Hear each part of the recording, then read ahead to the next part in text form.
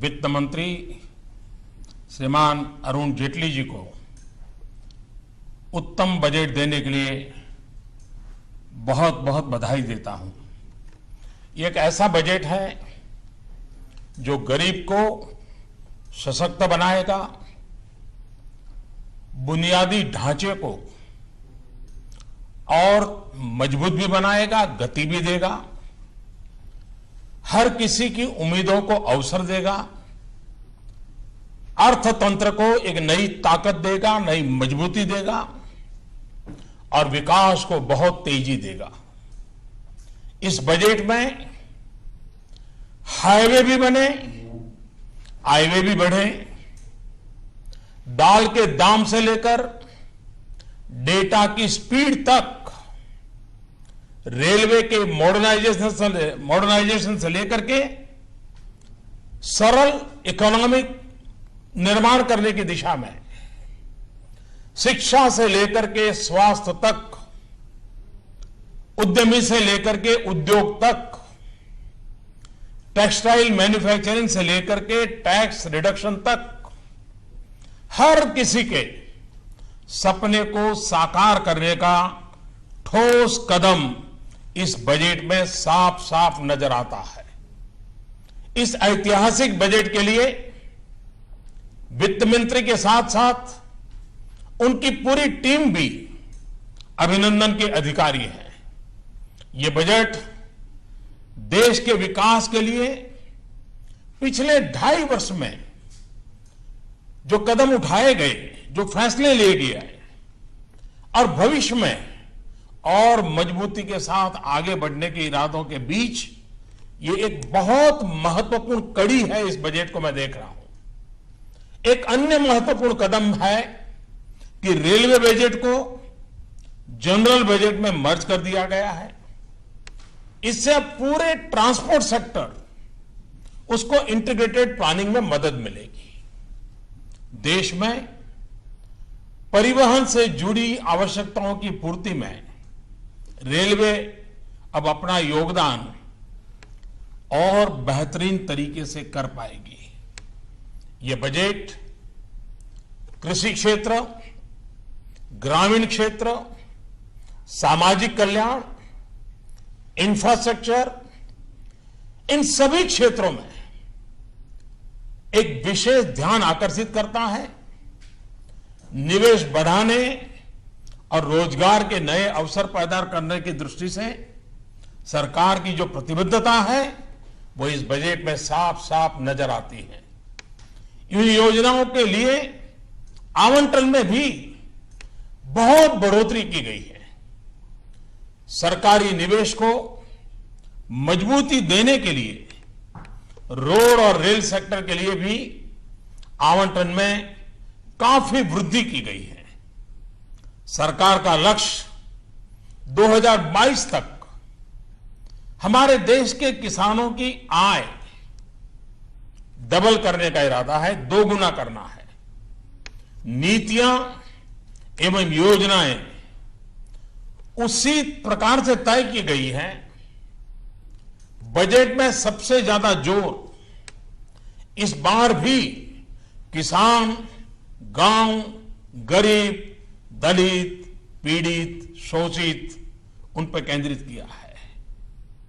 Agriculture, animal husbandry, dairy, fisheries, watershed development, स्वच्छ Bharat mission, ये सारे क्षेत्र ऐसे हैं जो गांव की आर्थिक स्थिति में बहुत बड़ा बदलाव भी लाएंगे और ग्रामीण जीवन जीने वाले लोगों के क्वालिटी ऑफ लाइफ में भी बहुत बड़ा बदलाव लाएंगे। बजट में रोजगार बढ़ाने पर भी भरपूर जोश दिया गया है।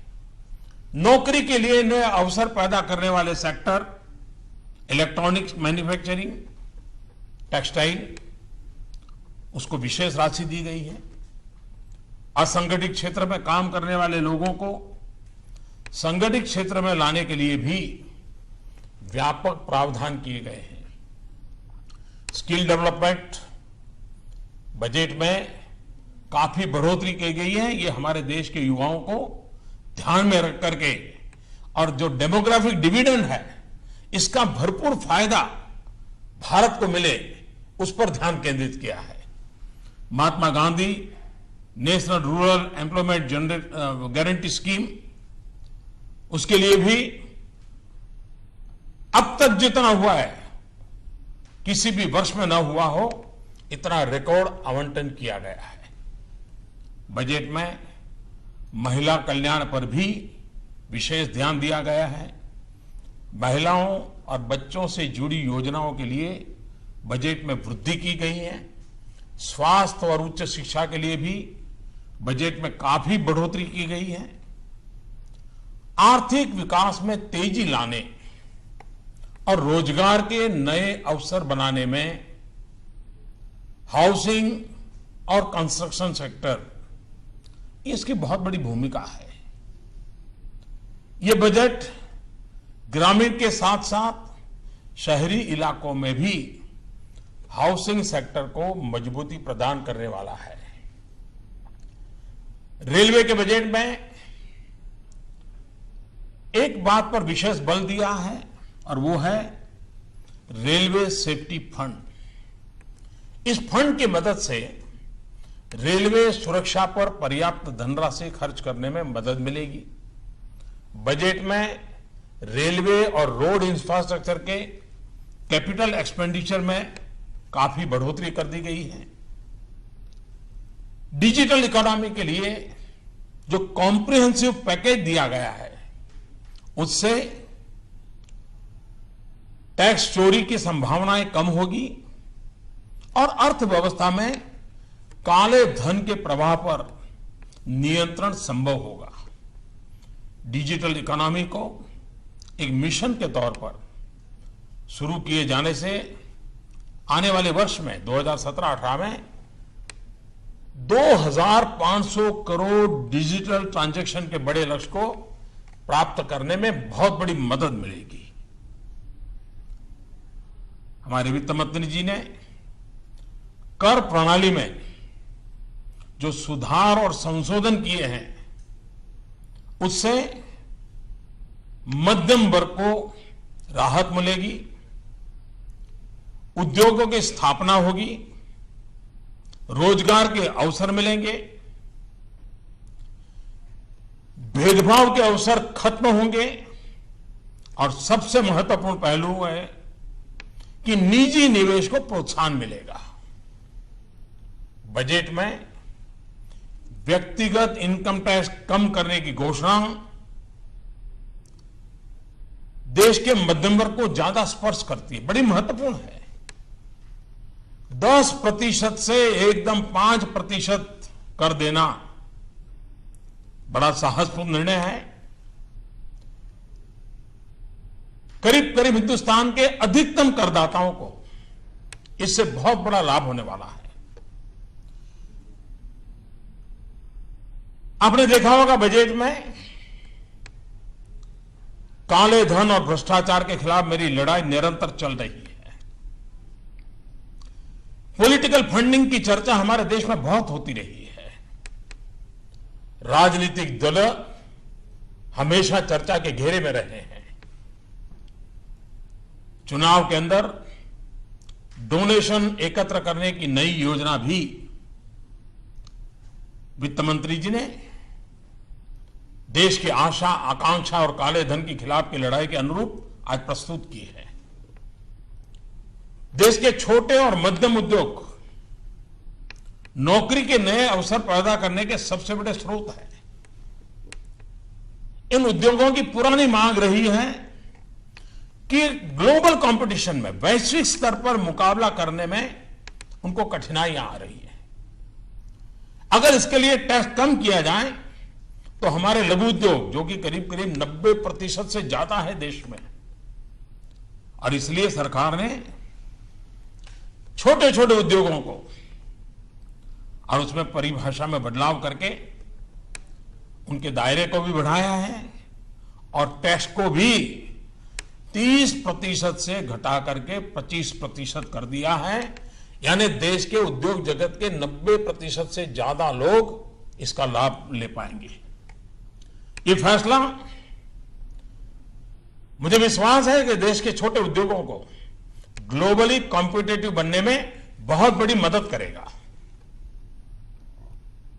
ये बजट देश के विकास के लिए एक मजबूत कदम है। इस बजट से रोजगार के नए अवसर पैदा होंगे, संपूर्ण आर्थिक विकास में मदद मिलेगी, किसानों की आमदनी बढ़ाने में ये पूरक होगा, नागरिकों को उनकी क्वालिटी ऑफ लाइफ को ध्यान में रखते हुए शिक्षा, स्वास्थ्य, आवास, ये सारी चीजों में अधिक अच्छी सुविधाएं की संभावना बढ़ेगी और बिना वित्तीय घाटा बढ़ाए देश के मध्यम वर्ग के पास उसकी खरीद शक्ति बढ़े, उसके जेब में ज्यादा पैसे आए, उस दिशा में प्रयास है। एक प्रकार से ये बजट हमारा देश जो बदल रहा है उसको और अधिक तेजी से बदलने का प्रयास, एक प्रकार से हमारे सपनों से जुड़ा हुआ, हमारे संकल्पों से जुड़ा हुआ ये बजट एक प्रकार से हमारा फ्यूचर है, हमारी नई पीढ़ी का फ्यूचर है, हमारे किसान का फ्यूचर है। और जब मैं फ्यूचर कहता हूं तब उसका मेरा मन में एक मीनिंग है।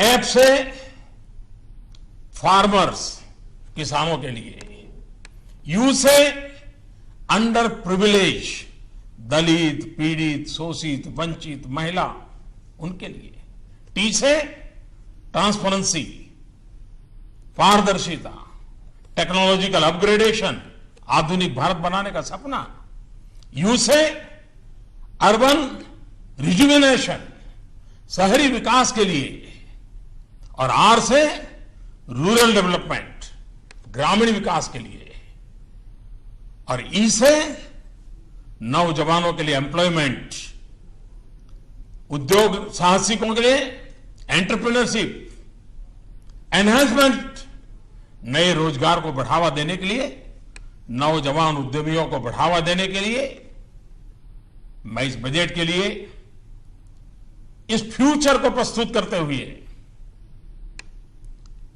वित्त मंत्री जी को फिर से एक बार बधाई देता हूं और देशवासियों को उनके सपने साकार करने की दिशा में यह बजट